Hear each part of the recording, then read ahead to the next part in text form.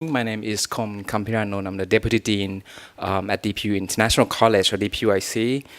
Before we start the lecture, may I please ask you to show courtesy by switching off your mobile phone so that you do not disturb the presentation. Thank you. And now I'd like to invite Professor Dr. Bunserm Wiskun, President Emeritus, to give the opening address. Please welcome Professor Dr. Bunserm.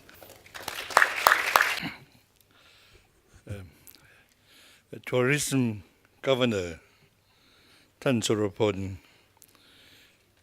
Vice President DPU ท่านภูนศักดิ์ Dean Dr. Harold, colleagues, students, and guests of DPU. Good morning, everyone, and welcome you all to DPU on this rainy day. It's my great pleasure to welcome you all to a special lecture given by the Governor, Kun Surapon Sawet Serani, on topic how National Tourist Office can stay relevant in today's dynamic tourism industry. Tourism is a major services industry in Thailand, with record-breaking arrivals of 24 million tourists, with 1.1 trillion baht of revenue. The record to be broken year by year with increment rate of 10%. Indeed, with gloomy economic outlook in Thailand, tourism alone keeps the country afloat. Most people may not realize the tremendous task of logistics to move people around, to accommodate, to be fed, and to make sure that the tourists are safe, they are not to be exploited, comfortable, and return home happily. So they come back again year by year.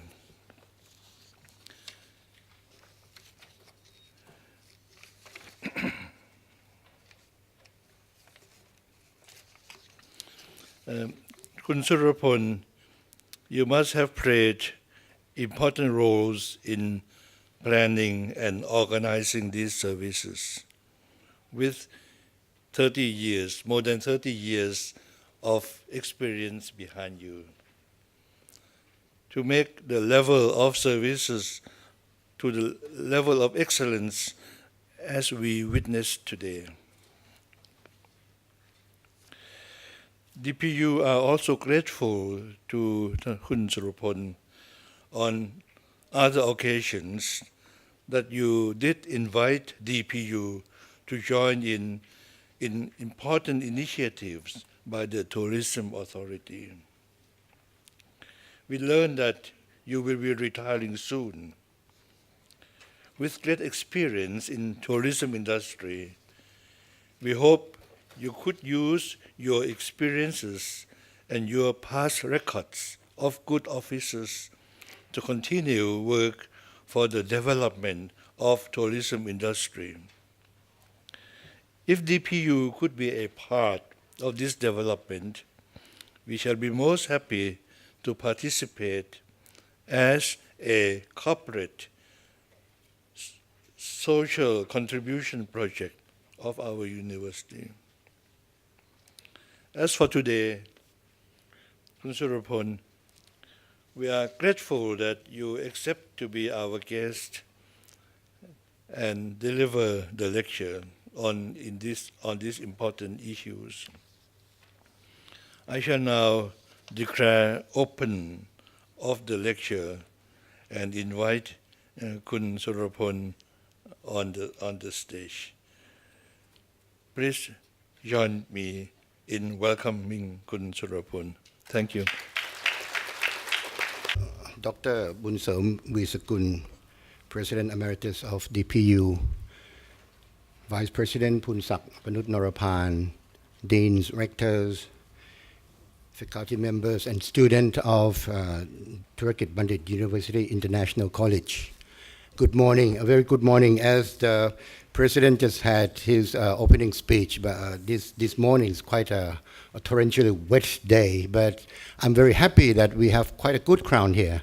So thank you very much for attending, and it is my great pleasure, it is a privilege and honor to be here with you today after a lengthy communication with Dr. Kom. At last, we can make it today. So today I would like to give a special lecture. We call it a special lecture. So nothing better than talking about something that I know best, that is working in the National Tourism Organization, or we call it NTO. In tourism, there are many sectors that involve the private sector and the public sector. And generally in the tourism industry, you always have your National Tourist Office, who acts as the public sector, who guide or has the role of the driver together with the networking of the whole industry, generally the private investor and the private companies, of course. The topic today is about how NTO can stay relevant in today's dynamic tourism industry.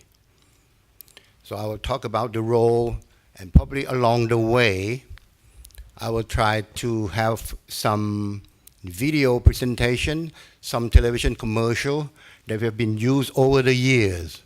Many of them probably, we started off probably when you were very young, or you were toddlers, or even some of them, we might, use it as a campaign before even you were born. So we will see, how we can stay relevant and how we develop the way of communication, the strategy of, that is the role of the NTO to really project, the national or the destination images. So that's, so along the way, we'll have, my sidetrack anecdotes, according to my experience. There won't be any academic or technical terms at all, because that's the job of your professor and your deans and your lecturer. I will share my experience. And then, with some interval, I will have these video presentation or some television commercial campaign that we have had. Generally, they were used overseas. So most of us here won't have a chance to look at it much, only if you're on CNN or you're on the Fox News, or once in a while you're on some big sport event that TAT put the television commercial on, so that you have the opportunity to see. But our main targets are those, potential clients, potential travelers, potential tourists overseas. So it's a good opportunity to share with you those of the, commercial that you probably have not much chance to see. And it's a way of giving the special lecture, so then I won't put you to sleep with my, blah, blah, blah, blah, blah words. And I will be very upset if I see someone fall asleep, because, I prepare lots of texts, lots of, PowerPoint, and if you fall asleep, I'll be very upset and disappointed. So, the one sitting next to each other, you have to look at your friend. If he falls asleep, give him a pat, wake up, because he won't give much of the lecture anywhere. This is the place that I feel privileged, that I get excited. I prepare. You see the text. It can go on and on, probably half a day, but I will make it short. Okay, let me provoke your thoughts. TAT has been established 1960. That's about 50 over years ago. And during that time, I'm sure, you won't have an idea. The most important tool and equipment we use to communicate, to work, is the typewriter. It's the manual typewriter, and it's the precious equipment that you ever had. And now we look at today, 50 years back. Who knows about the typewriter, the manual typewriters? It's the museum piece. It's not in use anymore because everyone uses computer. There's no typewriter. But that's how things changed. And if TAT wants, or NTO or any business want to stay alive, and healthy, you have to be able to change. In TAT, we have few typewriters, of course, but it used for decorative purpose. We have flowers and we have some plants growing over it. Just give the respect to the typewriters, but it's not something that we use anymore. It just, what we try to see that things has changed, and it's changed dramatically with technology, with the environment, with the social, with the legal, with the politics. Whatever change to the business, tourism as well, industry, it's no exception. It's change. So if we want to stay relevant, we have to be able, to keep ourselves awakened and, going with the tide for the changes. Let's give an example, just very recent example. Thai tourism generally in the past, we depend very much on the traffic from Europe. They stay long, they got the money, and about 60-70% of the income coming from the European visitors. One of our oldest, the oldest office that we opened overseas, the first one was in New York, second one is in Frankfurt, the third one is in London. You name it, mostly they are in the European countries, the long haul and medium haul market. And just only very recently afterward, we have in Japan, we have in Singapore, we have more in the ASEAN countries. China came very much later. So what I'm trying to say that, the last few years in Europe, they have a big crisis on Eurozone, and our tourists from that area in particular slow down quite a lot. In that change, what are you going to do? The number of rooms that we have available in Thailand is still the same. We can't afford to have less travelers coming in. We can't afford to have the room occupancy rate drop like that, because the business people will suffer. So the strategy is, how can we really bring in some other market to fill in that gap? So we focus more, on our Asian market, the short haul market. We focus more on the Middle East market, where they usually come in during the off-season, or we call the green season, during May, June, July, August, which is the rainy season for us. But the Middle East people, this is the hot day of the year, so they travel. So how to really attract them to come to Thailand and fill our gap of the low season? Okay, we do more Middle East. And then the Oceania, of course, people in Australia, in New Zealand, they also have a different seasonality, and their travel behavior is quite different. So it's something that we try to, shift and stay relevant by getting more emphasis on this short market, Asian market, Oceania, and the Middle East. And the result, we achieved another year of record-breaking performance, even though with the Eurozone crisis. We still recorded 22 million mark of arrivals to Thailand that particular year. And it is the first time that Thailand hit the 20 million mark. So that is something that, I would like to tell you that it's not that TAT is doing it alone, of course. But as we are the leader, we are the driver of the industry. We are working together with our networking and our partners, mainly the hotels, the tour operators, the airlines. Yeah, they are the major partners that always walk together on the same path with the same goal. In the year that we are having the Euro crisis, the effort that we put more into the neighboring countries and in the regional area, we have seen the increase of, for example, China. We have seen a tremendous increase of Chinese market to Thailand to over 2 million. In China, I'm talking about last 5 years that we give a lot of emphasis, and we think ahead, and we also forecast that this market is going to be very important for Thailand. So we start opening our office in China. First one in Beijing about maybe 8 years ago. 8 years ago, and then second, 2 years later, we opened one more in Shanghai. And then we opened another one in Kunming. And then we do the Chengdu. We just opened Chengdu this year, opening earlier this year. And we have negotiated very hard to open our fifth one. And we succeeded. We can open another one in Guangzhou. Guangzhou, in relation to Thailand, is very close. Guangzhou is very close to Hong Kong. And it's the territory that the Chinese government, especially the Chinese National Tourist Administration, they protect this area very much, especially any foreign countries or Asian country to open up the office. If you are going to open up an office in Guangzhou, you have to close one down, as the trade-off. But for TAT, we negotiate with long-standing relationship. And the last visit of the Prime Minister, we, put the agenda of trying to get to the very policy-making level so that we can open the fifth one without closing any of the other.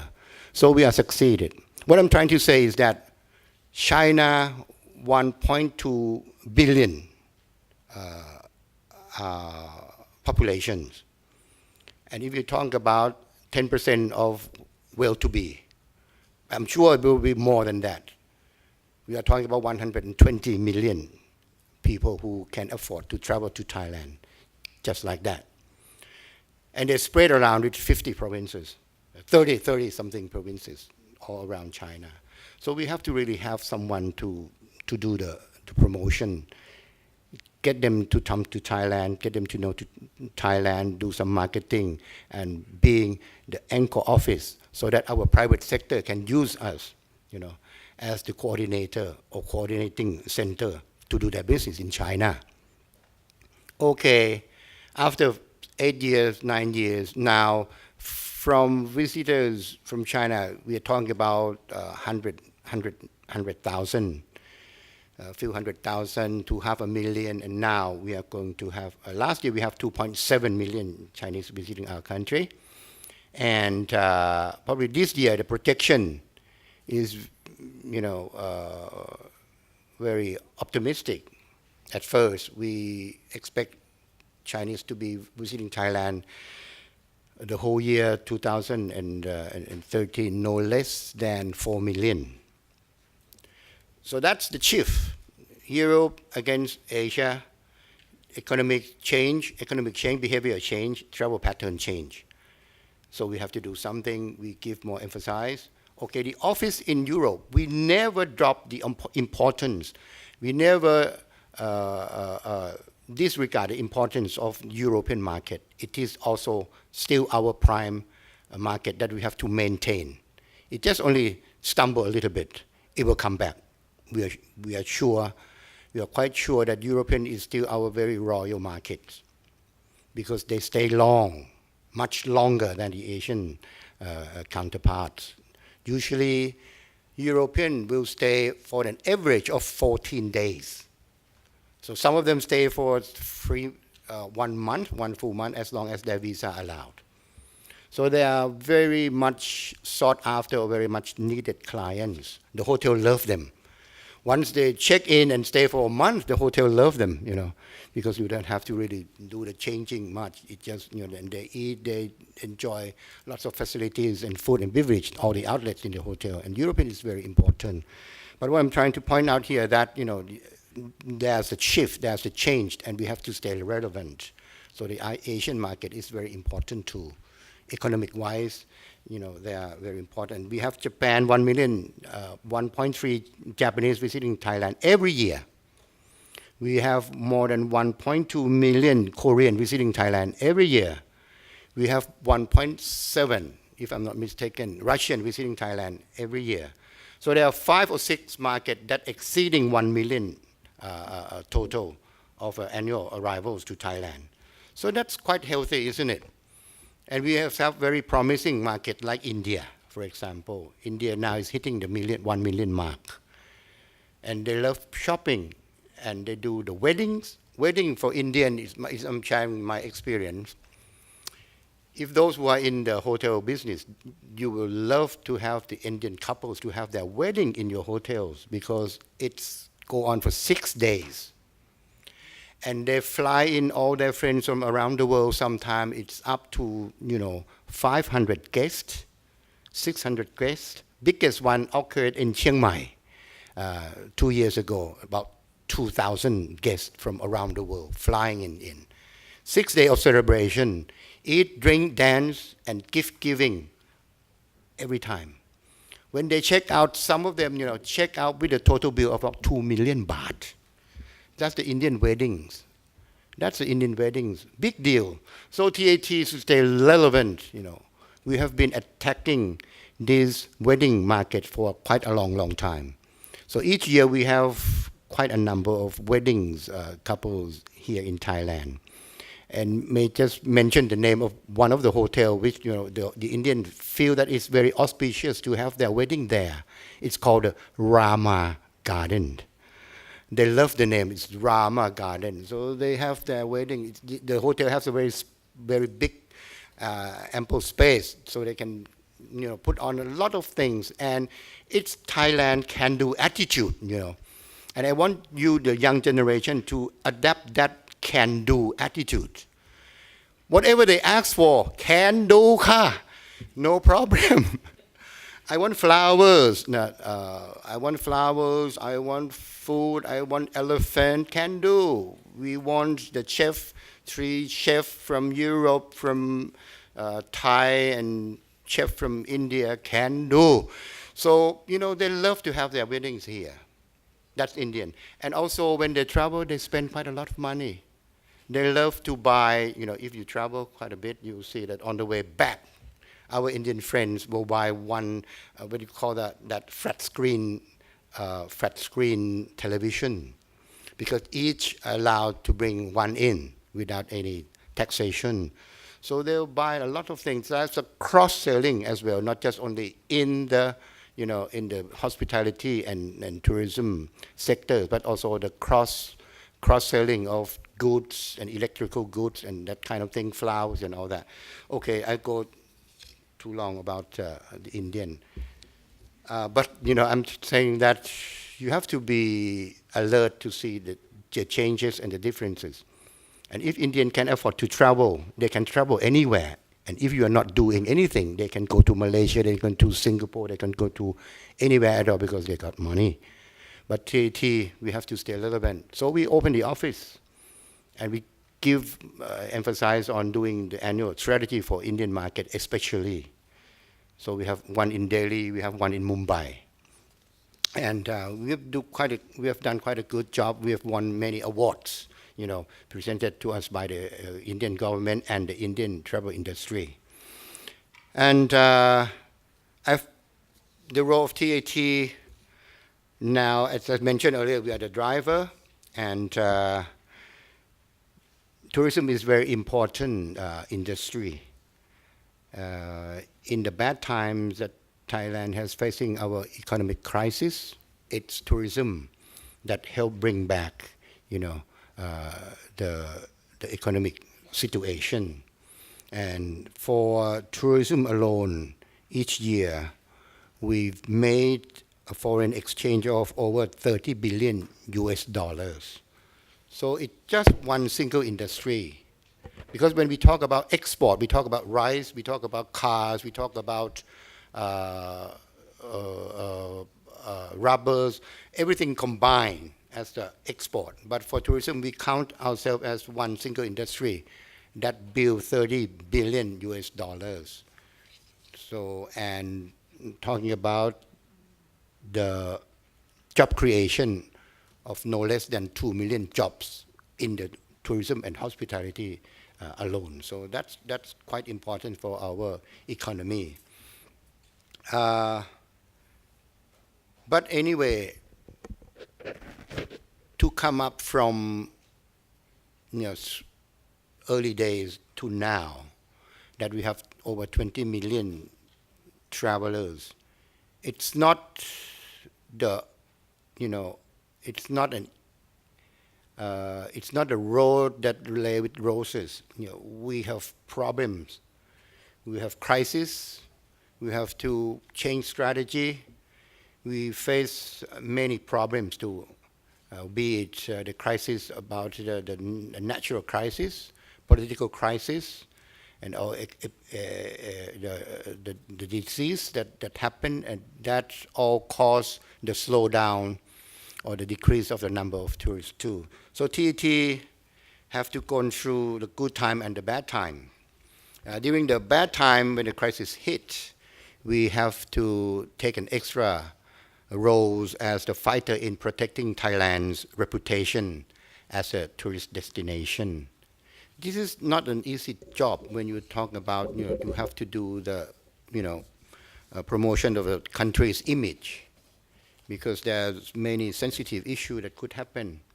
And crisis nowadays, it can happen overnight. You have to be really prepared. During the good times, you have to be prepared too, that some crisis can pop up, not just only in your destination, but if something happened at the other end, it's also caused a problem too. For example, like the big wave in Japan 2 years ago, once it happened in the northeastern part of Japan, it's the Japan that got first hit, but the implication also, vibrate into Thailand too, because the Japanese people stopped traveling too. So it's, even though we are trying to prepare everything at our home, there are also some other factor that you cannot really control, and it could happen at the other end. So you have to really now prepare. And with the new information technology right now, the news can spread around very quickly.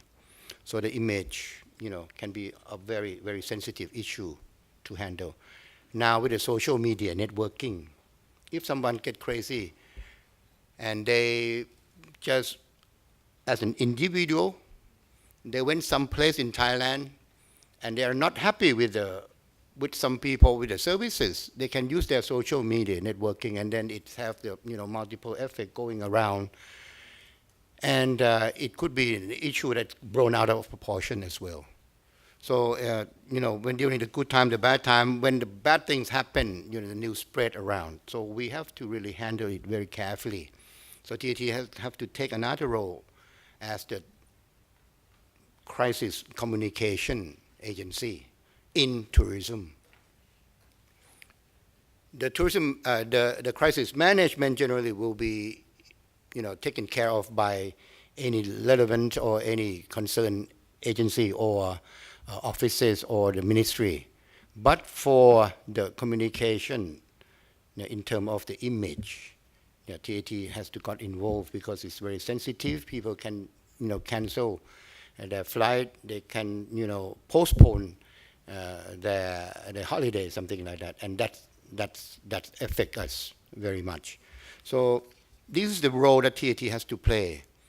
And since, as I mentioned earlier, the crisis can happen anytime, anywhere, and it's very difficult. So to be relevant, we decided that we have a special unit set up as a risk management and crisis communication center within TAT, so that we can monitor and we can counter and we can do the recovery program as well. So as if you look at the crisis that happened in Thailand not very long years back, just only during the closure of the airport, which is a classic incident and never happened anywhere in the world at all. Closure of the international airport in December, I think at the end of November, and that's the thing affect tourism the most that I can imagine of our history. But we have to really do something. But luckily, we can recover in a very timely fashion. After the 5th of December that the airport has been opened, within 2 weeks. Luckily it's during the high season. The tourist traffic just turn around and come back very much to normal by probably the middle of January. But that's the effort that we do together, TAT as the core. And then we have the networking of the hotels, of the Thai Hotel Association, of the ATA or the Association of Travel Association, and so many other. The airlines also join in when we have the crisis. So that's the thing that we are doing to keep ourselves relevant. If you talk about THA, how many members they have? They have over 1,000 members. For the Thai travel agent, they have like 1,200 members. And a very important body is Tourism Council of Thailand. They have more than 200 organizations. So that's quite a large networking that we have to work together, and TAT working as the coordinator, as a core. Now, there are some other business or other function that we do as being the NTO2.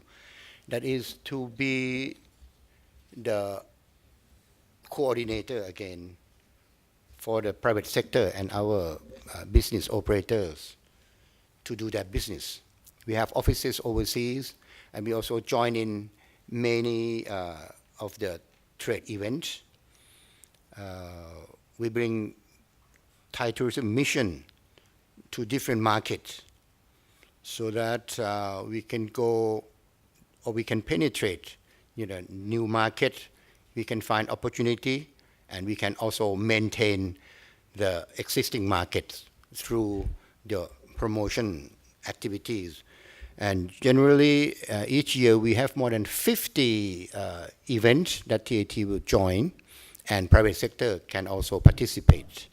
The biggest one will be one in Berlin called the ITB, International Tourism Börse in Berlin, where the whole world, just like in Olympic, the whole world of tourism industry will gather, and we bring roughly about 100, 120 travel operators and hoteliers together with us to stage Thailand and to do some business contract. And the second one is in London, that is the World Travel Market. We also bring the same amount of tour operators and business operators from Thailand to join us. And it's usually in November. So this year we're going to go big too in November. And there are many others that we join in.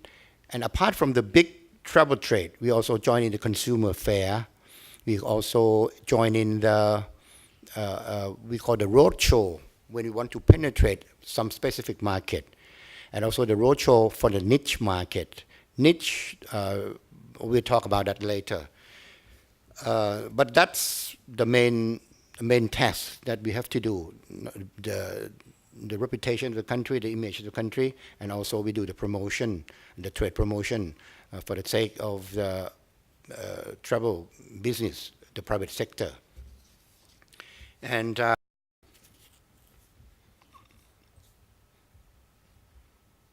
yes, that's something that we promote Thailand to the world. And I won't take this time to tell you that how many beautiful beaches we have, how many historical sites, where's the World Heritage are. But we are blessed with so many things. And the most valuable thing in our tourism industry,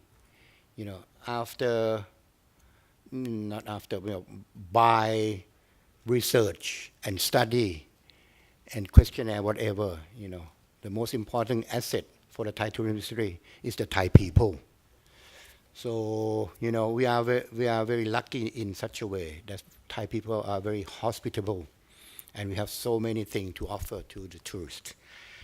And working in TAT, myself and our staff take pride in, we are the marketer of one of the best product or one of the best tourism product in the world. And we still believe that to stay relevant, we have to really do everything we can to really get this message out to the world.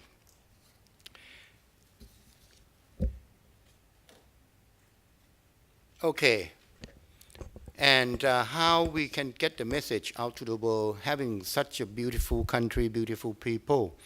We find out that, buying space, buying time, buying minutes and seconds from television and the big broadcasting is very expensive. The other way that we have been doing together with the private sector quite successfully is using the celebrity.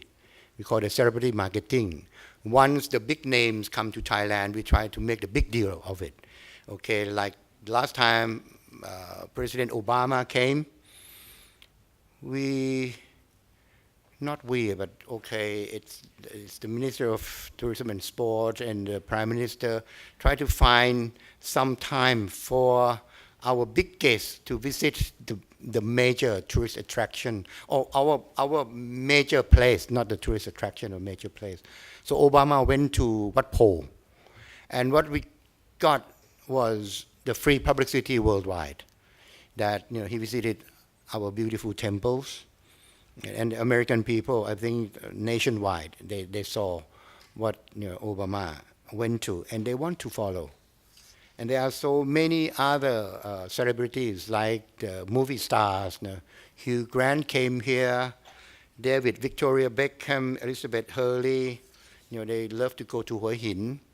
We have Nadal, the number one tennis player, come to Hua Hin every other year for the New Year celebration. We have Serena Williams come. We have Ryo Ishikawa, who is the young, good-looking golfer in Japan, who is very popular, and he loves Thailand. Those people are the celebrity who came to Thailand and helped us publicize, our beautiful country. And also the movie and the film are also a very important channel for promoting Thailand. Did I miss anything that we should show some video yet, or not just yet? Not yet, okay. Because I think I talked too much. I want to have something different to alert our audience. But okay, the movie, the film, since 1974, 1974, how many years ago? That's over 30 years ago, 40 years ago. Oh. Now, I think the majority of the people in this room weren't born yet.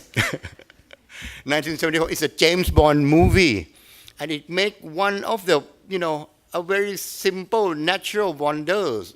It's a rock in the middle of the sea, very popular, called Koh Tapu, and it was called James Bond Island. And since 1974, this place, in the old days, nobody want to see it because it's just a rock. But once it's turned to be the James Bond Island, it's put into the itinerary for every, tourist who coming to Phuket or Phang Nga.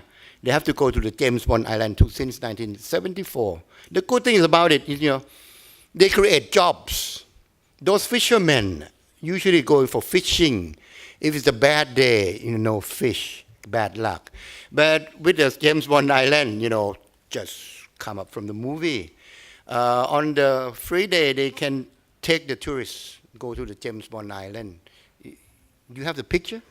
Yeah, that one. Okay, and that's come from the movie, purely from the movie. And then there's the beach. The beach. That's more recently, about 5-6 years ago, where DiCaprio, he filmed, he starred in that film called The Beach. And it makes the Ao Maya in Krabi very famous too.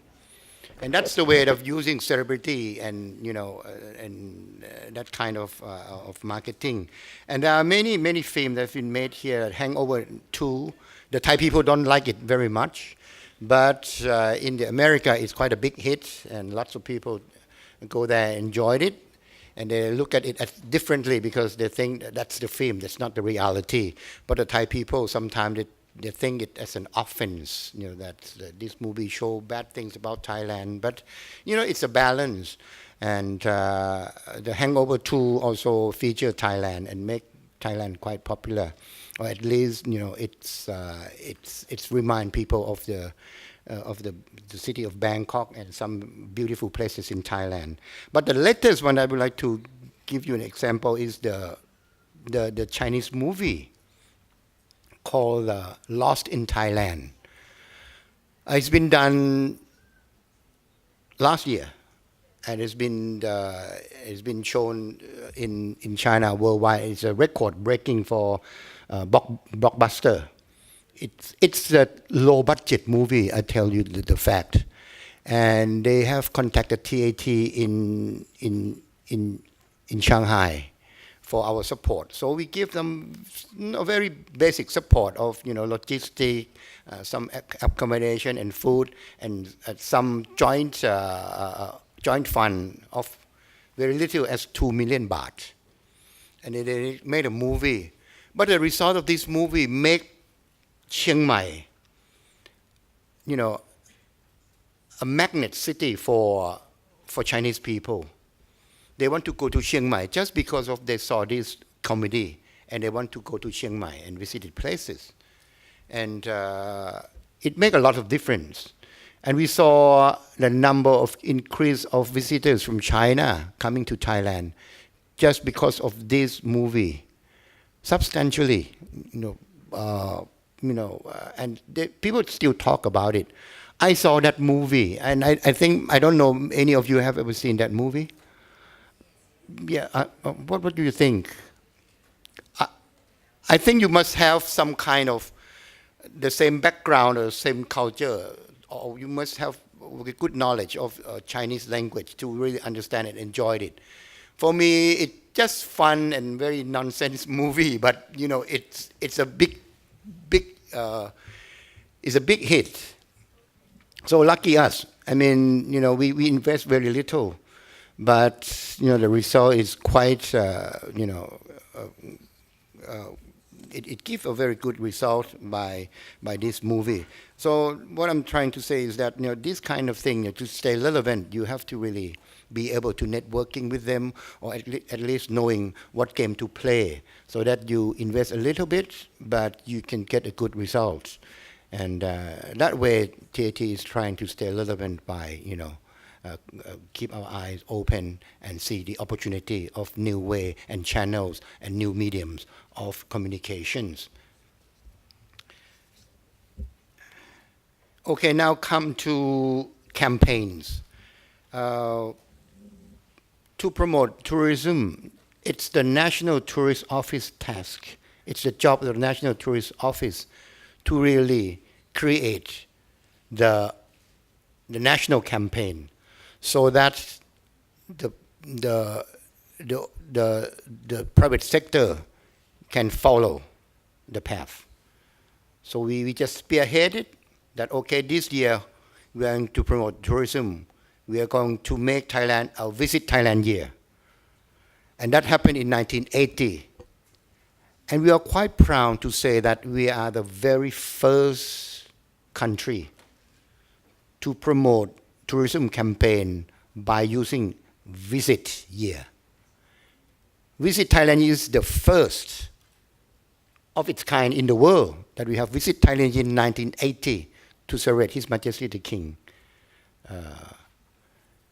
And it has been followed by many countries. Visit Malaysia, visit Singapore, visit whatever. There are many of them follow suit. But it's Thailand that was the first, I can assure you, that we are the first one to do the Visit Thailand year.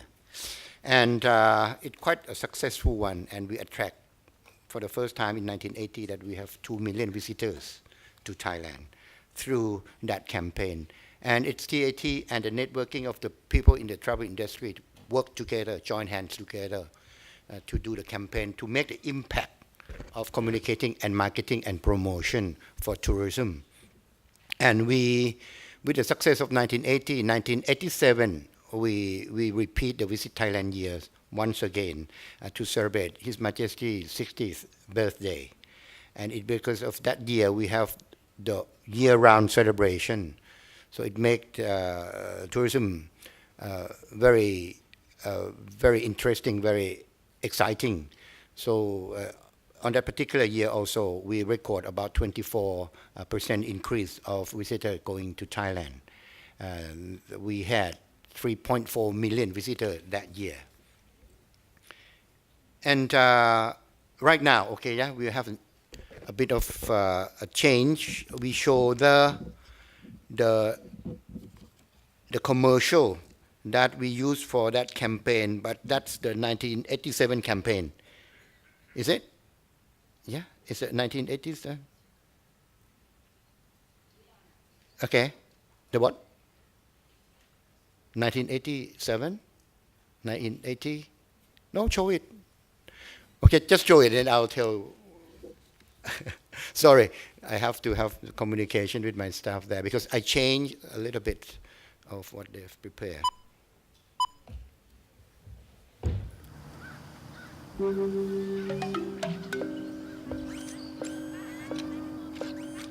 Out here, your neck muscles loosen.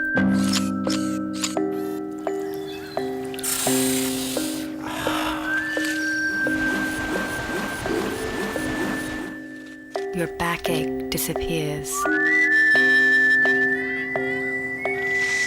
Your mind is enlightened.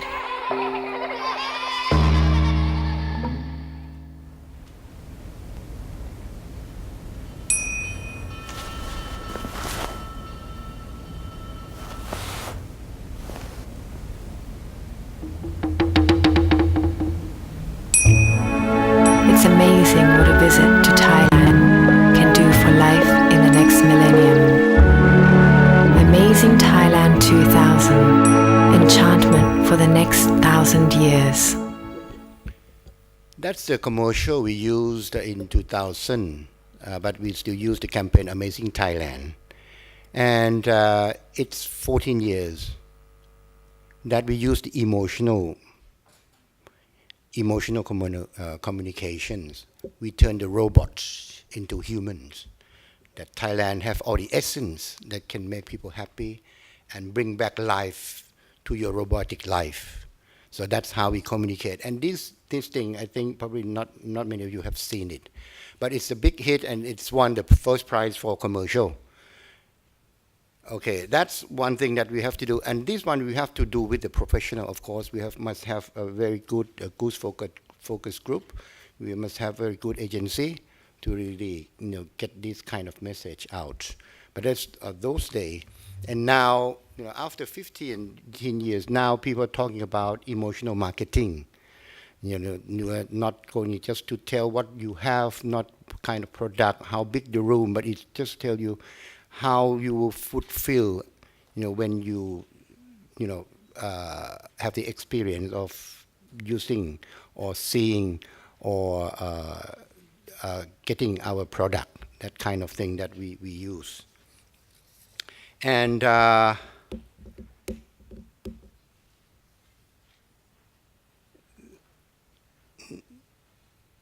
from this on, I would like to say that, okay, that I mentioned earlier, there are lots of crises along the way too. So in time of crisis, the communication also have to change. It will be more not of the promotional campaign, but rather it will be a recovery campaign. Just, to bring back the situation or the tourism situation back to normal as soon as possible. So there are quite a number of things that happen. In 1987, 1987, that we 87 that we have the Tom Yam Kung. Can you remember? That was a bad time, but we turn it around. We turn it around that the instead of letting it be the crisis, we turn it into the opportunity. Because during the Tom Yam Kung, it means that Thai baht has dropped, and we try to bring in as many tourists as possible. So we use the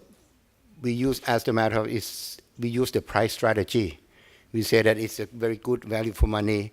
We say that Thailand is not, it's an inexpensive place to visit.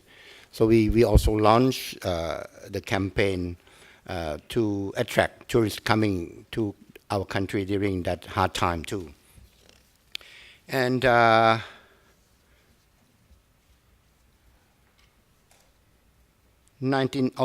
1998, 1997, 1998 that we had the Tom Yam Kung. And we launched the Amazing Thailand campaign, and it was an overnight hit. And after that, after our campaign of Amazing Thailand and our success, there are many countries who are our competitors, like Singapore, Malaysia, or even India. They also come up with that kind of similar campaign. So we'll see during those days, there will be Incredible India, as a matter of fact, has been created and launched after, about a year or two, about 2 or 3 years after Amazing Thailand. And India used Incredible India until now. Just same like Thailand, we still use Amazing Thailand because it's been well received and it leaves a very good impression, and it's also a reflection of our brand uniqueness. So we still use Amazing Thailand to this day. We only change, we keep Amazing Thailand like a brand for tourism industry. But to stay relevant, Amazing Thailand stay, but we always change the tagline to stay relevant with the different situation. This year, we also keep Amazing Thailand, but we might change our tagline. The tagline that we used last year was Amazing Thailand always amazes you. But probably this year, it's about time that we change the tagline, but Amazing Thailand will stay. And that's also the task of the TAT and the National Tourist Office, to really find the campaign, the tagline, something that represents the brand, but still keep it sharp. You can stay the same for a long, long time, but you cannot keep changing it all the time too, because the consumer will get confused. And also the people in the industry just cannot follow you. And it's very costly too, if you change the campaign every year. The one who is going to be happy is the ad agency. Because they want to get the money and all the production and all that. They would love to come to you and say, oh, the campaign is now getting rusty, you need to change. Every time that we change it, ad agency will come up and you have to change the campaign. But we have to be, realistic, because sometimes doing the promotion overseas, we are talking about, how many markets. We have 47 markets all around the world that we have to communicate. Sometimes 1 year or 2 years, you just not complete your task of communicating or let them know, by using the blanket communication medium. But it takes years and years before people really get to understand and buy your campaign and buy your brand identity. But if you keep on changing, it's just going to cost you more and more, especially the destination brand. I think, for myself, if it's a successful one, stay with it until it's broken. If it's not broken, don't fix it, but just refurbish it and make it refresh. That will be fine, and it's less costly. And generally, it have a more effective communication results. Crisis management, I've talked already.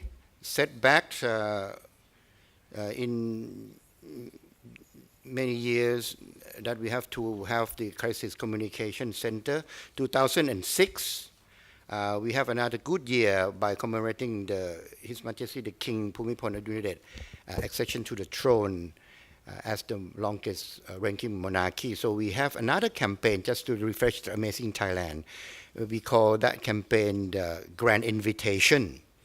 And that year, I remember we promote a lot about the very auspicious occasion that the people can join in. That is the royal barge procession. And it was one of the best year for communication and make Thailand world to the world, make Thailand known to the world with that very, very special and a very unique royal barge procession, and a campaign of the grand invitation. Do you have anything with this? No. Okay, 2008, we have another big celebration year, and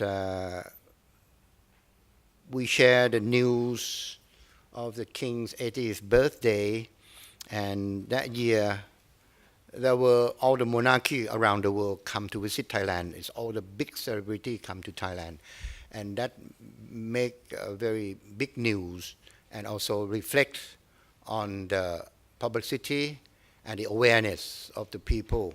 And it helps a lot when people come to decision making. When you do the communication and it has been disseminated at the right time, it affects a lot about the people when they are going to make decision. Malaysia, Thailand, and once Thailand coming,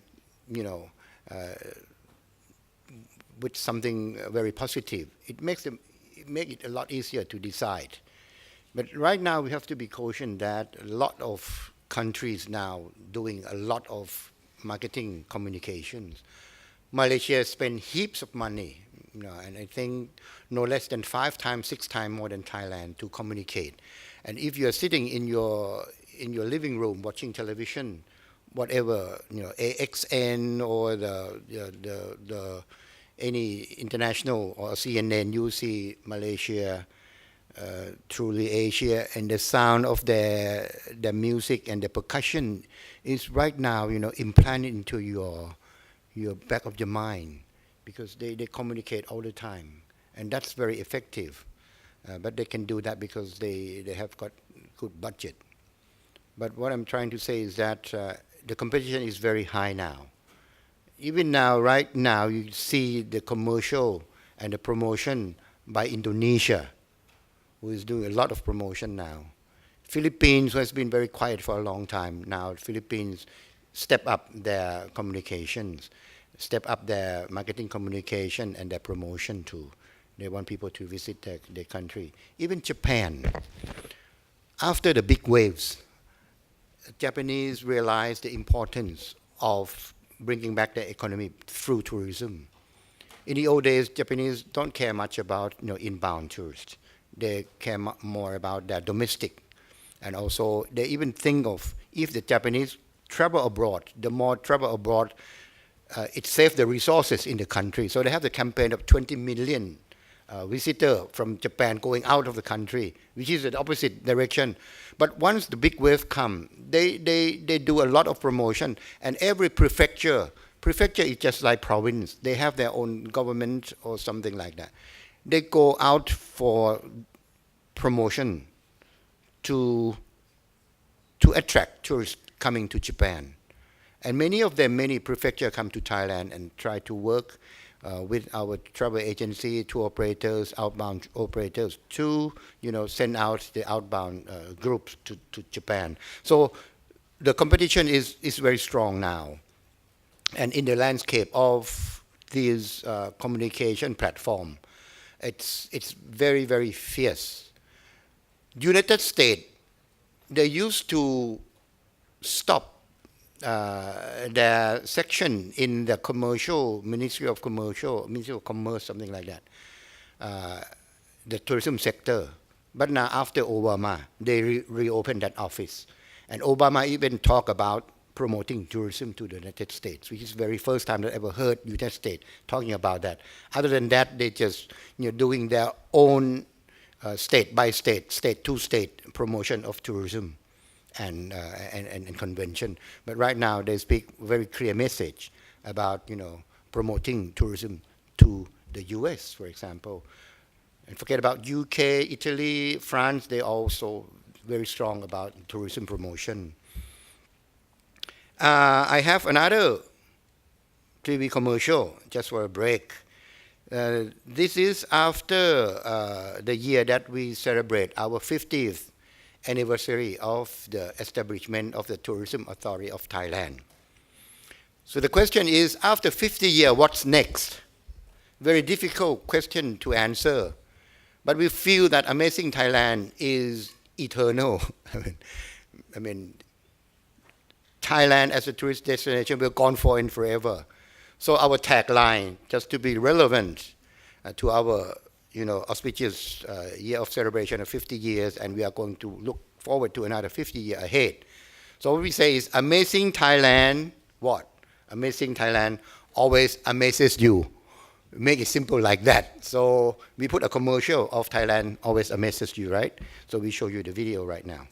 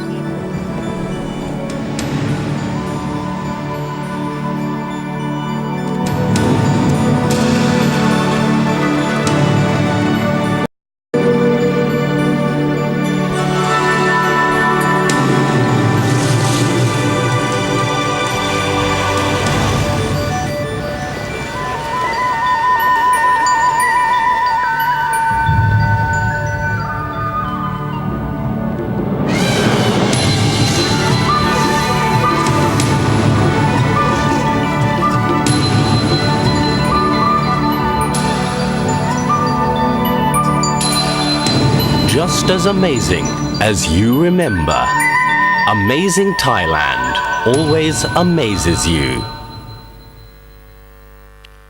Yeah, that's the commercial we launched during the 2010, 2011, during that time. And we used Thailand always amazes you just to stay true to our tourism assets, that we have the culture, you have the people. It's not just only that some country has to do because they lack of all of these resources, so they have to come up with the man-made. But you have to accept the fact that the man-made is also important. But somehow the investment of the man-made attractions in Thailand is not that strong. But anyway, with that, to stay, that we can stay competitive, we have to really focus on what we are now having. But I still long for any new man-made kind of attraction as well, something that combined with, with technology. That I think it is very important that we have to think right now, because once the AEC started, the free flow of the traffic, if we have more than of what we have, which most of them look quite similar to each other, we must have probably something a little bit unique and different, so that we can attract this, this very lucrative traffic of tourism flow that's going to happen in 2015. Okay, but anyway, it always amazes you that we have what we have, and still what we have still be able to amaze all of our visitors coming to Thailand. And what always amazes you is also our people. It's the message that we try to get across when we do the campaign. Okay, then as I mentioned earlier, there are so many challenges. We have to fight many crises, political crises. Since the military coup in 1992, we have the riots 2010, closure of the airport 2008. We have tsunami in 2004 that make also a very big impact on our tourism. And also the latest one that we have been working very hard with, the communications, is the 2011 flood, which I think I would like to share my experience of the flood in 2011. We cannot deny that the 2011 flood is one of the biggest devastating natural disaster that happened to our country, mainly to the industry, production industry, the industrial estates. And but for tourism, as a matter of fact, do you know that only less than 5% of the flooded area were the tourism attractions. So it's the fact that we have to really communicate that not all Thailand is flooded. You can still come to Phuket, you still come to Chiang Mai, you can go to Isan, Hua Hin is okay. It's just only part of Bangkok and only some part, very few, very small area of Ayutthaya that affected. So during that time we have to work very hard, but the communications and the message that most of the people worldwide know about Thailand is that everybody's like up here. You just cannot really come to Thailand. And the most, I would not say effective, but most destructive picture, one single picture that affected Thailand tourism the most is one that been taken by our English newspaper, showing the Thai aircraft, parking with, about a foot-high flood. And as a matter of fact, that plane is under the, repair. And it's been on the front page. And this has been disseminated all over the world. And this is the task for people in the tourism industry to really tell them that, no, the airport is operating as usual. And the picture was taken in Don Mueang. So during that time, August, it was September, October, November. During that time, that the news get around, and one of the very big news agency, they have their representative or their reporter anywhere with the high flood, they will go there, and then report and make the issue even worse.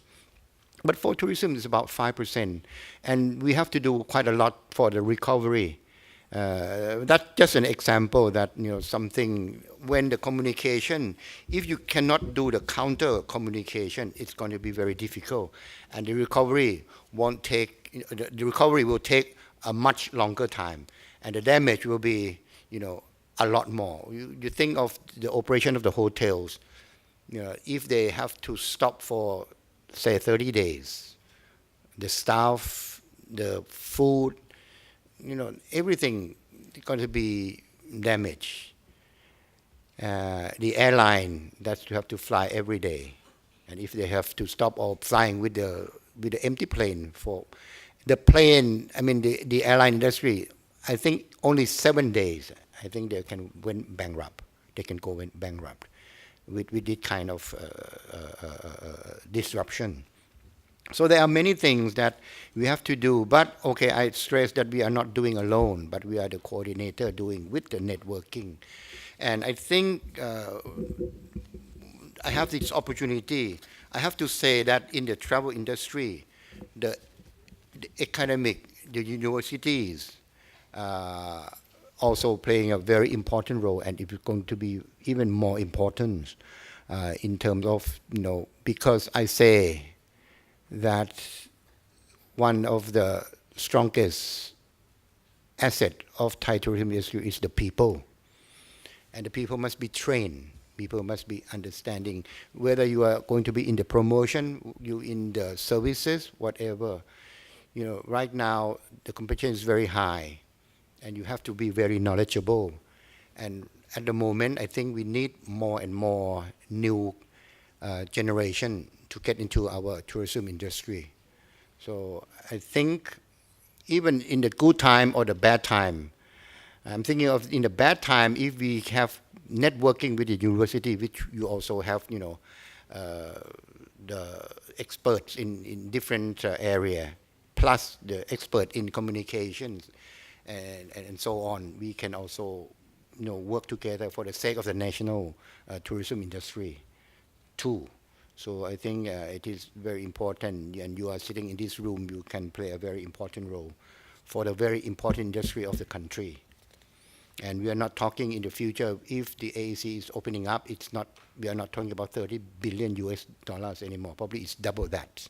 And we're going to need a lot more of the expert, skill, manpower into this industry. And talking about the growth, can you imagine, we first have the office of the NTO, the National Tourist Office, in 1960. That year, 12 months of that year, 1960, can you imagine how many foreigners visited Thailand? How many foreigners visited Thailand? The whole year. Very close, yes. 84,000 or 81, 82,000 visitors coming to Thailand, and it's a big deal. Oh, we have 82,000 visitors year-round coming to Thailand. But if you imagine right now, 82,000 people, it's just one lot of people sitting in the Manchester United Stadium for the one match. But we are very proud that we have 81,000, 84,000 visitors in 1960. But after 50 years, now we are welcoming 22 million. And this year, if things do not go wrong, we should have no less than 24 million visitors from overseas, not the Thai people. But the domestic travel, I might be a little bit, I talked too little about the domestic, but I will talk about it later on, but it's very important. Domestic travel is very important in the whole picture of the tourism industry. If I put an example of China, if I put an example of United States, if I use an example of Japan, the tourism industry is very strong, but 80% coming from the domestic travel alone. For China right now, it's all Chinese visiting China. And they are building the new places, man-made attractions. They restore the old historical sites, and they're doing the superstructure infrastructure about tourism. They invest a lot in tourism, and they make the money, disseminate and going around within the country, making the multiple effect through tourism by spending from, different provinces. Japan also. You have to accept that everything in Japan is immaculate. The investment infrastructure and the tourist infrastructure. And you won't see many visitors coming from overseas to Japan. It's just only their domestic. And in US, that's very clear, very much of the domestic. But for US, it's now the international tourist is coming up very, very, very high.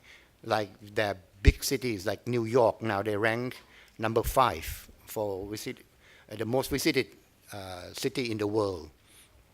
But the billing or the money they get is number 2, meaning that everyone spend more while they are in New York, even though the number is number 5, but the spend is number 2. But domestic is very important. But anyhow, for our visitor this year, we are going to have 24 million, if not more. And our domestic travelers will be 1.7 million trips made by the Thai people. We call it a trip because sometimes we travel 5 times a year, something like that. So domestic is very important. And TAT has to do both domestic and international alongside, because they are all contribute to the strength and the health of the tourism industry as a whole. And out of these 24 million visitors, the first 8 months of this year, we have already received 17.4. We have already attracted 17.4 for the first 8 months, so we have only 7 million more people to attract for the rest of the year. And we believe that if there's nothing very big happen, keep my finger crossed, what is happening in Arupong right now, thousands of people gathered, and it seems that the number is increasing. I'm not very happy. As the tourism director, I'm not very happy. Put politics aside, because it's our high season is coming, and if something happen, then our target of 24 million might be short. But okay, never mind. Let's keep the finger crossed that everything went through quite well and we do the crisis communication effectively. So we have 24. The source market, biggest source market, of course, first China. Second one is Malaysia, our neighboring countries, and Japan, Korea, India, and Russia. These are all the markets that generated more than 1 million visitors to Thailand each year. China, we expect to receive them about 3 million, 3.5 million this year. Japanese has recovered very well. I think this year we are going to have more than 1.4 million Japanese coming to Thailand. And the reason why these four markets are very, very important and quite large in terms of volumes is because of our study clearly shown that destination, the source market and the destination, if they are within the 6 hours flight, it's probably the most, probably the best access. The accessibility is the best. So we can see that, China, Malaysia, Japan, Korea, India is about 6 hour proximity.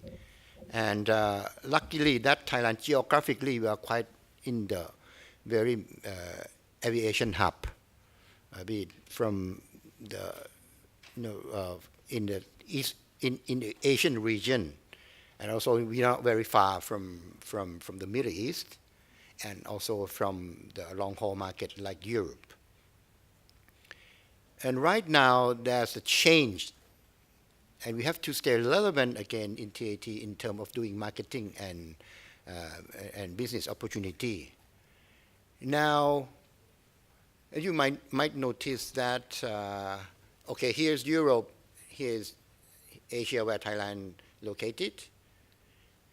Halfway is the Middle East.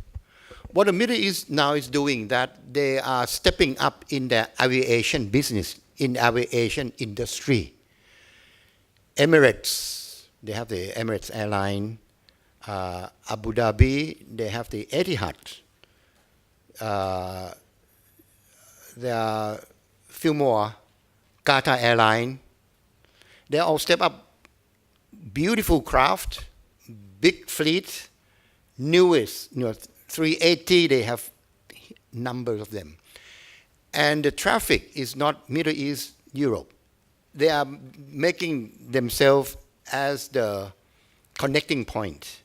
So right now, there are a lot of European visitors coming to Thailand or Asia by using these airlines, Emirates, Etihad, Qatar Airline, and few more of the Middle East airline. And their network is very, very broad. They go to not the main city, but also the secondary cities as well. And that's only connecting point in the Middle East, and then you can come directly to even to Phuket or to Bangkok or to Chiang Mai directly from there. So that's the new thing. But the 6 hour proximity is still the most convenient, and we find that most of the tourists, the big market coming from that area. And our marketing plan for 2014, after that we are quite sure that we are going to hit the 24 million mark. 1914, we have already laid our plan for next year, and we project that we will have probably 28 million visitors coming to Thailand in that year. And we are trying to change the name of the game. We are going to change the game plan. As I have the opportunity to talk with some of the executives at the universities, we agree upon one thing, the direction we have to change. It's not a number game. I'm telling you that, okay, 81,000 now to 20 million to 24 million, and it's going to be 28 million. How long this number game will go on and on? We have to think about it that, the more the number, probably it's not it should be the quality, not the quantity that we are focusing on. So the strategy of the marketing in the next few years, we started a few years back already that we are going to change the structure of we have to change the marketing or the business structure.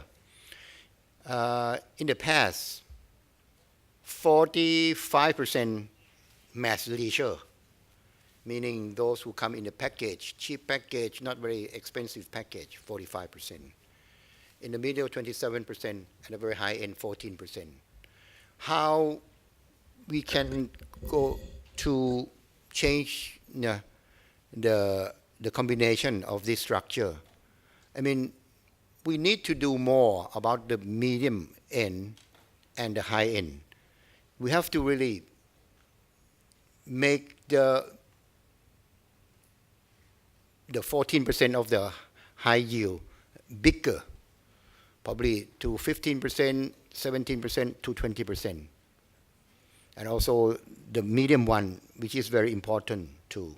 We have to really expand that market to the larger size, and let alone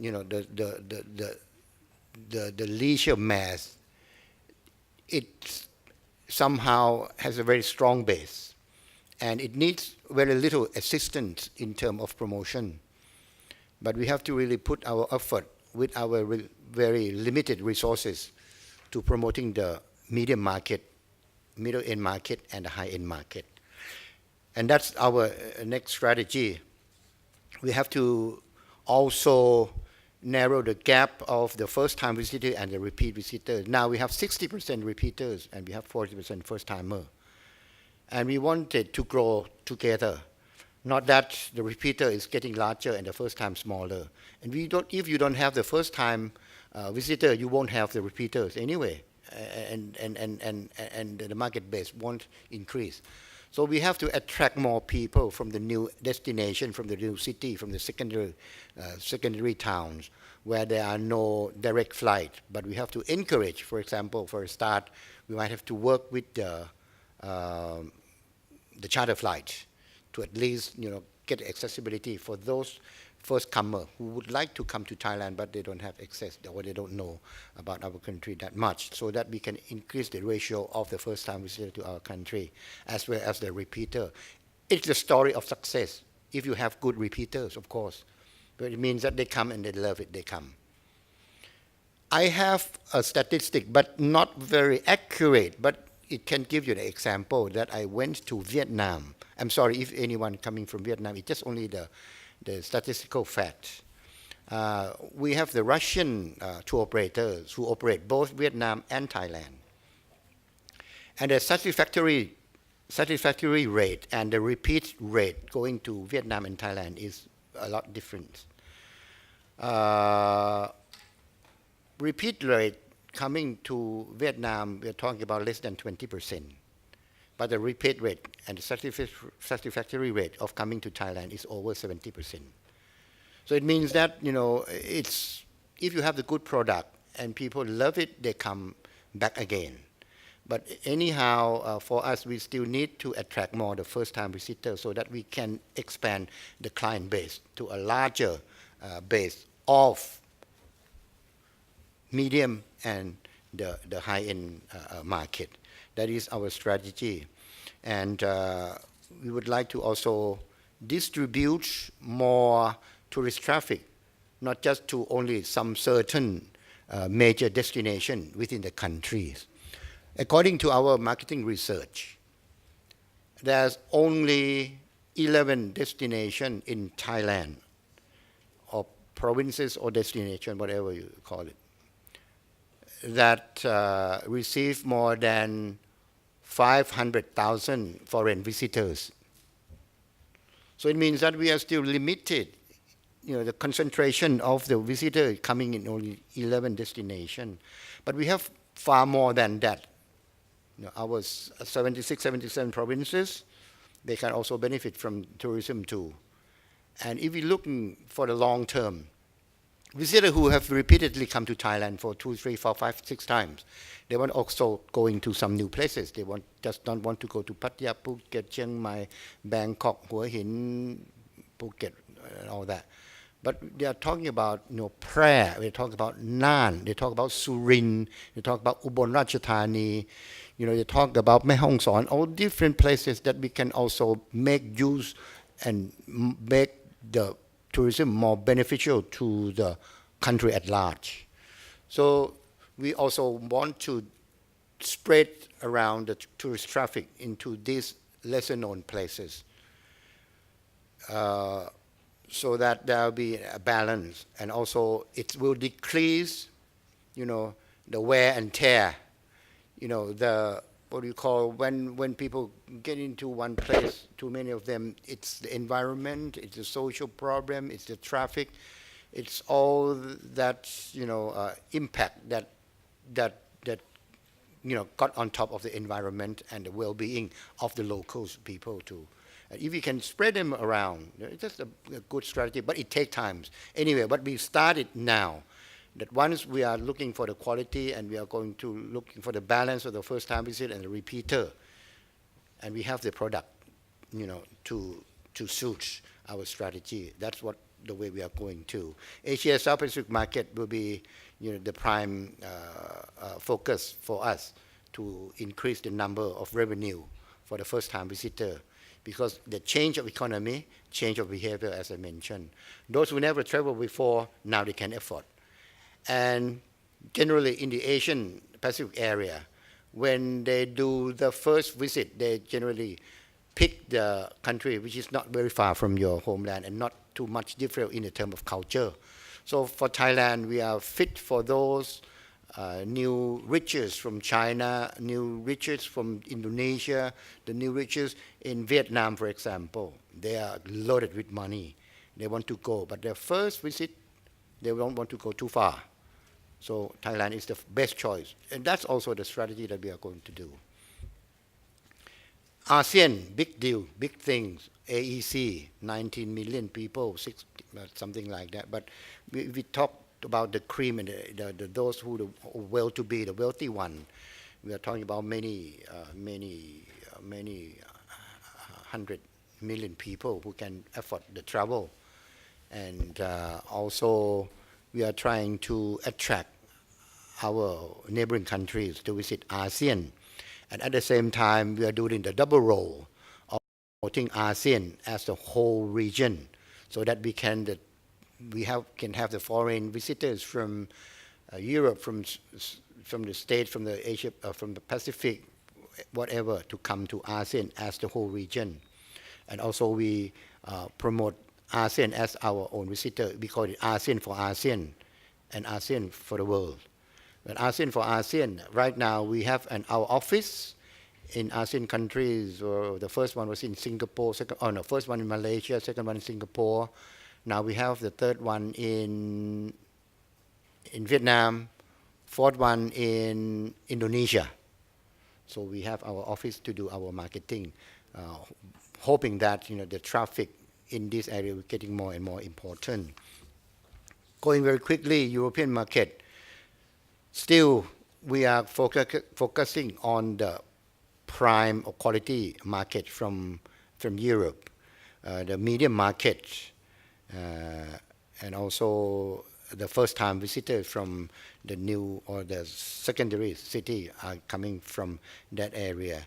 And the second, we share the medium and large market from Italy and Spain, Scandinavia, UK, Middle East, will be the prime market that we are trying to do some more promotion. We put the Middle East, as I mentioned earlier, it's the connecting point. And the price and the service of the airline is very good. We have to work with not only Thai Airways International to promote tourism. Now, with the airlines, very fierce competition. The airline, now Thai Airways, we can still compete with, I would say, not the aircraft. It's not the technology, but it's the people, it's the service on board. But right now, the competition for airline is very, very, very fierce. We see those Etihad, we see the Emirates, we see the Qatar Airline, whatever. They have the most, the modern, the nicest aircraft. And they spend money in terms of the seating, the entertainment, everything in there. It's just so convenient. Okay, my experience, lucky enough to travel first class sometimes. I travel first class 380 of Lufthansa. And then you travel first class of Emirates. You travel first class 380 of Thai Airways International. For the facilities, Thai Airways is the last. Facilities, Emirates the best. Efficiency, go to Lufthansa. And conveniences. So now the craft is something that if you have money you can do, but Thai Airways still based with the software, that's the people. But mind you, in the future, this airline, they know their weak spots. So the the Emirates, they hire Asian air stewardess who can give you the services. Just they have many Thai stewardess or the crew member are from Thailand, so they can close the gap of their weaknesses of the software. Hardware, no problem, they got money. And also they have a very good connection and the flight time frequency. So whatever the airline is convenient to come to Thailand, TAT will work with them to stay relevant. But also we give priority to our national airline because we can go with very strong image, going with the same goal. One airline that has improved quite a lot and very aggressive is Turkish airline, as far as my experience is concerned. They have the best, nobody think much about this, but to really capture the customer satisfaction. Turkish airline, they invest a lot on their lounge. The lounge of Turkish airline, I think I have never seen anything like that. It's so convenient. It's just like a community mall, so to speak. It's not the lounge. You have, if you are the traveler with the kids, there's this big space, big area that the family can stay with the kids. They have the playpen, they have kid painting, do whatever the kid would like to do. One side. And if you're going with your loved ones, you want to have a very cozy place to sit with your wife, your girlfriend, boyfriend. They also have the special lounge with a different kind of music. And you are if you are the movie goer, they have the theater of about 30 seats with the popcorn free of charge, and the movie run on loop, new movie too. So it's something that you will remember. I visited there only once, and I remember that Turkish airline lounge is the best. So that's something that competition is coming up too. Okay. I went sidetracked now. Where are we? Okay, and we do the communication. That I talked earlier, public relations. Now, skip that very traditional ones that we have to do anyway. Commercial, TV commercial. We have to do the print ads. But things has changed. The message has changed. Now the ads, in the printed ad, you just cannot do the ads as you do in the old days with the very big logo of Thailand and then a lots of long copy. Copy is the word that you put into your ads. That Thailand is a beautiful country, historical. We have long history. Come and meet our people. Who's going to read that? And my question, who's going to read that? They know it's the ad and with a long story and long copies, and you spend a lot of money for the copywriters. Nobody read it. But now it's the ad is, you have to really very eye-catching. It might be more expensive, but eye-catching and very creative. So it makes your ad as if it's the part of the magazine of that printed ad. So that's something that we have to keep up to stay relevant too. But that's too detailed. I won't go into that.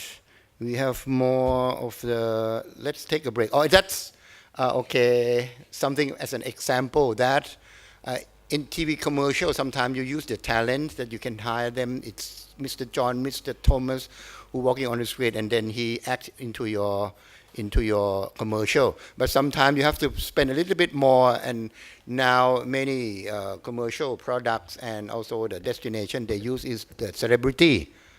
So we use our own celebrity, which is not very much popular in Thailand, but he's very popular in Japan and in Korea.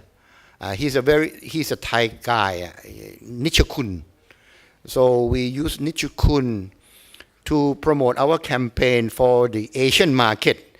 Asian market, we want them to think of Thailand as the holiday break. It's just like a weekend destination. So we use the campaign, let's take a break. And by use Nichakun as as the presenter, we have that, right? Okay, we show a little bit of Nichakun. I don't know how he looks now, but I think he's a very handsome boy. He's good looking, heart-throbbing. The ladies might like him. Let's take a break. Let's take a break. Let's go. Let's take a break. Let's take a break. Come on, let's have fun.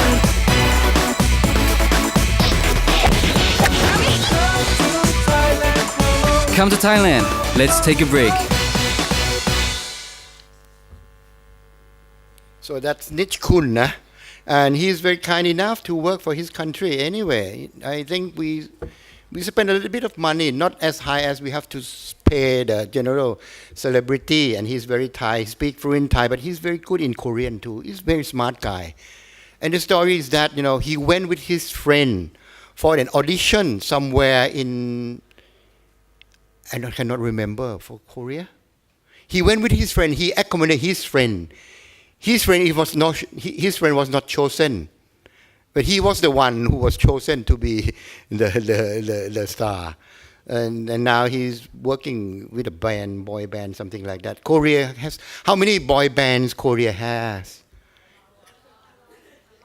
A lot. Okay, good answer. I cannot remember. And each boy band, they have 15 or sometimes up to 15, right, in one boy band. They dance and they sing, and they all good looking. I don't know why they are so good looking, and so many good looking boys and girls in Korea. How do they do that? Good question, good answer. And who made the trip to Korea already? Not yet. Okay, go there. Why not? Yeah, but I admire Korea for their very, very effective marketing in every way, in business, in tourism, in very well planned and determination to do things the right way, and they are successful. I only hope that we can do the same thing as Korea does, and have some kind of agency that, agency mean minister or ministerial or the public sector that can work very effectively like Korea, so that because we have a much better resources and better assets, and we can be even more successful and But okay, anyway, that's that Nichakun story, and we also have the heartthrob of the golf sports in Japan. His name is Ryo Ichikawa. We use the networking. We don't pay him much money at all, but use the networking and invite him to Thailand, and then ask him to be the ambassador for the golf industry. Golf is the big thing in Thailand right now. About 4% of the people visiting Thailand going for golf, and it's generating quite a huge amount of money in golf alone. So it's one of the very big niche market for Thailand. And of course, Lost in Thailand, I talk a little bit about that. The movie like The Bachelor, and all those, all the beautiful, handsome guys. And also, I would like to take, I think the time is running out now. I still have probably a lot to go, but I will cut short. I will come with, okay, the new channel of your generations that, of course, TAT to stay relevant, we have to go online, of course. And the landscape of that has changed a lot. Less expensive, more effective, and it's the two-way communications. And as right now we are going to the 3.0 marketing generation, I think it's a value-centric, not just product-centric and consumer-centric anymore. We have to be able to really communicate effectively so that we can really touch their emotion and making the value visible. So I think not just only that traditional communication anymore that can do all the job for you, but it's now, it's the online, it's social media networking. And yeah, I still see someone still, you're always online, you're always on Facebook. Now Line probably is most popular thing for the kids. Yeah, are you online? Ding ding. Ding ding. Line. Ha ha hee hee. Send the stickers, all that, okay. But you can keep communicate all the time. But we are doing it. Even the commercial now, we have to do it in the different formats. Not the one, not a 60-second, 30-second, 45-second television commercial. But we are doing a 3 minutes, 6-minute episode. We call it a web episode, and put it on YouTube. And it stay there, and people get engaged. And you can see how many people view, 3 million, 4 million, and the big hit can be like 35 million, 65 million, 300 million people. And that kind of communication is also very good. I would like to take some time. Can we skip to the YouTube one that we have on the Hearing the Sunshine? It's the episode that TAT used, and we have many million hits, and it's communicating in a way of more emotional way, whereby you cannot do it through the commercial of 1 minute, 2 minutes. And 3 minutes commercial, you cannot call it commercial. It's like a vignette, and it costs you fortune, you cannot do it. But through this medium, through the internet, we can really get connected to our consumer too.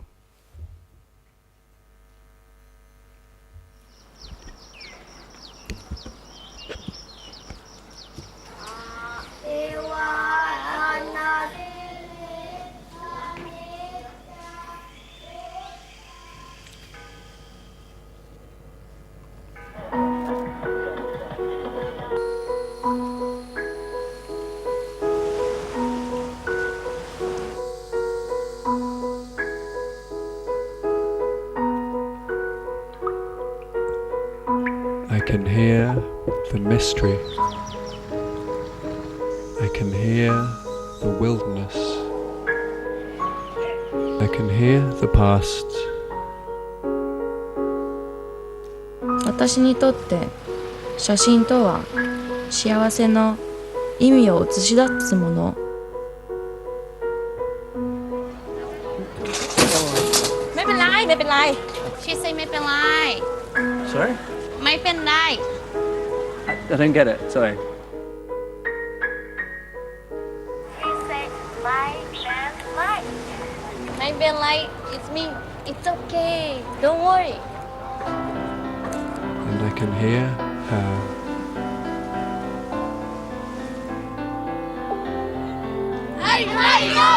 ไม่เป็นไร ไม่พลื้อ ไม่ปลื้ม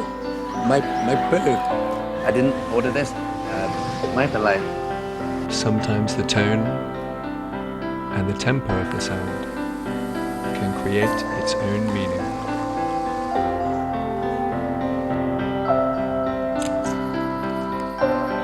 Hi.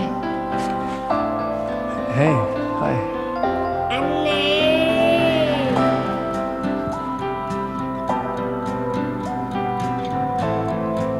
あなたは幸せを記録できると思う？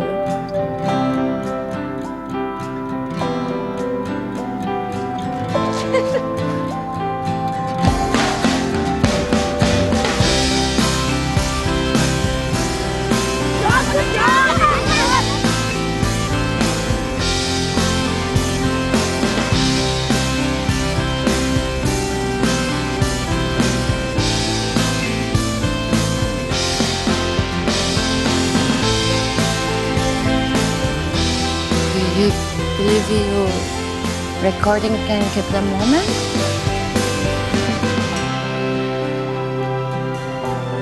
一緒に過ごした幸せなひとときをお互いに覚えていられれば。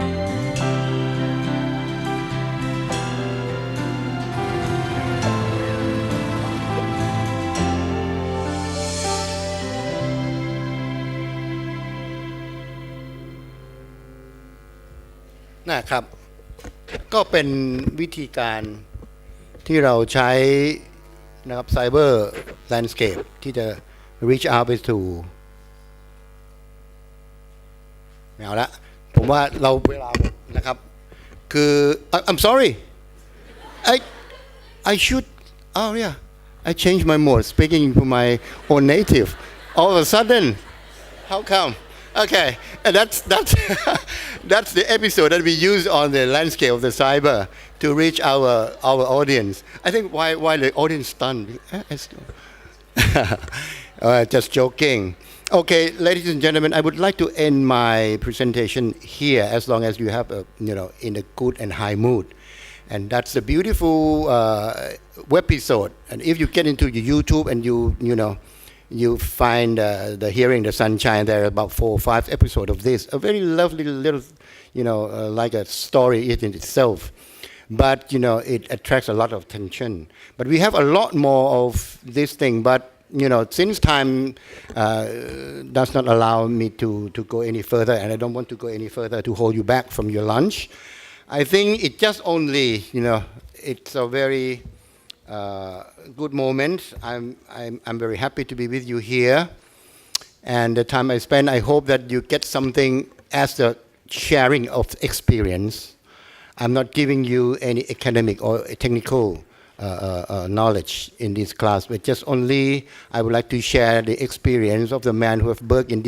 this industry for 30 years and happy to work with it and proud to work for it and I only hope that tourism industry which is a very important industry for our country will be something inspiring for you so that you can or you would like to love or get into this industry and help our country to make or to better this industry for the benefit of the whole nation and also for the reputation of our country and I'm happy if I have another opportunity to share with you this experience that I still have a lot to share with you but nevertheless I thank you everyone for attending and no one for asleep even though you are a bit hungry I know so all the respectable deans rectors and president emeritus I thank you very much and all the students who attend and hope to see you again thank you very much Surapon Swetserni and now thank you for an interesting talk and now I'd like to invite Assistant Professor Dr. Harold Kraus the Dean of DPU International College or DPUIC to give a thank you address.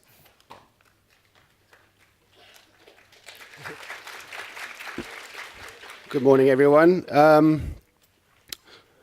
On behalf of Dhurakij Pundit University, I would like to thank you, Kun Surapon Svetasreni, the Governor of the Tourism Authority of Thailand, for sharing your very informative and interesting and entertaining insights about the work that you do for the TAT. If I take away some of your phrases, I would remember something that is relevant not only to your industry, but of course to all of business, which was, you mentioned adapting to change, staying relevant, and managing crises, and the importance of Korean boy bands. I don't know. Very relevant phrases that were a large part of the theme of your presentation this morning. As someone who is in a sense in charge of, as you mentioned, 24 million tourists and a $30 billion industry, one of the biggest, I imagine, in the world, one of the biggest tourism industries in the world. Your job, of course, must be very daunting, but very, very important for this country. So I'm very sure that the students and indeed the staff who have gathered here this morning have found your what you have shared with them today very, very valuable. And it's always a pleasure and an honor to have a guest of your stature come to our campus and give the students a speech. So thank you once again. I would now like to invite Professor Bunso Mwisakun, the President Emeritus of DPU, to present you with a token of appreciation.